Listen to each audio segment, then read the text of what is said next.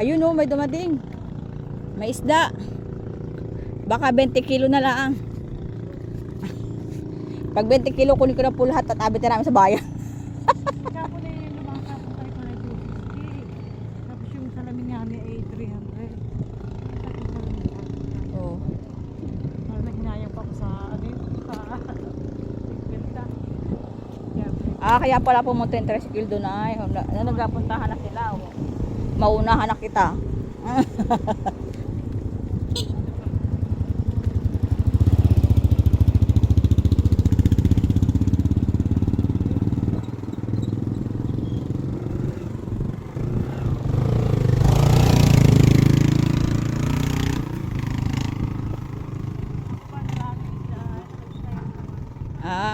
May plastic na oh.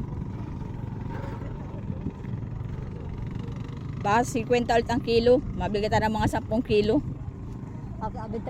Abenta ko sa bayan ng 100 oh. Adi kalahati tubo oh.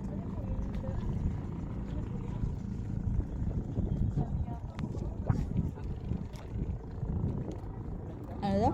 Sigapo. Nabenta nyo po yun? Limasag lang. 4 kilo? 300 daw. Mabili ka? Sa bawal. Oo. Bila na. Wala. Hindi. Ikaw? Ikaw? Kaya, dali po. Mahal sa si Akuya. Ikaw, gusto mo? Hindi. Katang yun? Saan? Oo. Ay, wala ba yan naman si Jeric? Si Jeric ang taga-balat at ngipin ko ay. Nahimayan ka pa? Oo, nahimayin ako noon. Pag dito si Jeric nakakain ako. Pag wala, hindi. Siya ang taga-himay. Wala. Hindi na pa anak ko hapa. Wala, kung yan. Hindi ka bilong katang. Kami dadalawang isip. Hindi mo pa kumakain. Papakain lang. Kulos ko, kumakain ka ng sabay. Kulos ka lang.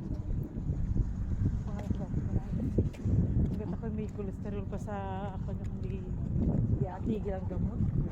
Gusto ko nang tumigil ng pag-inom ng gamot na lang datasawa ng pagkain.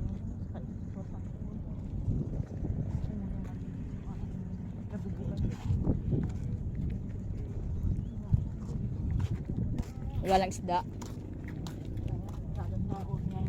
Konti ang isda ngayon. Hindi kay kahapon.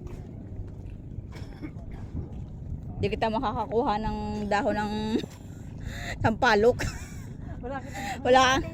Wala ka tang alaga ng sampalok.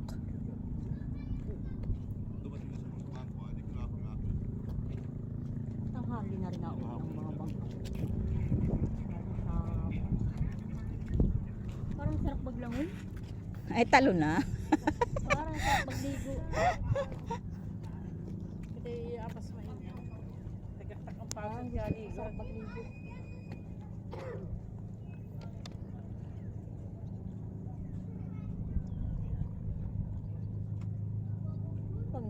Kasi napunta ka ulit. Kita sa ako magaling ko. Dap-dap sa motor. Kaya nga ni. Papaibig ko.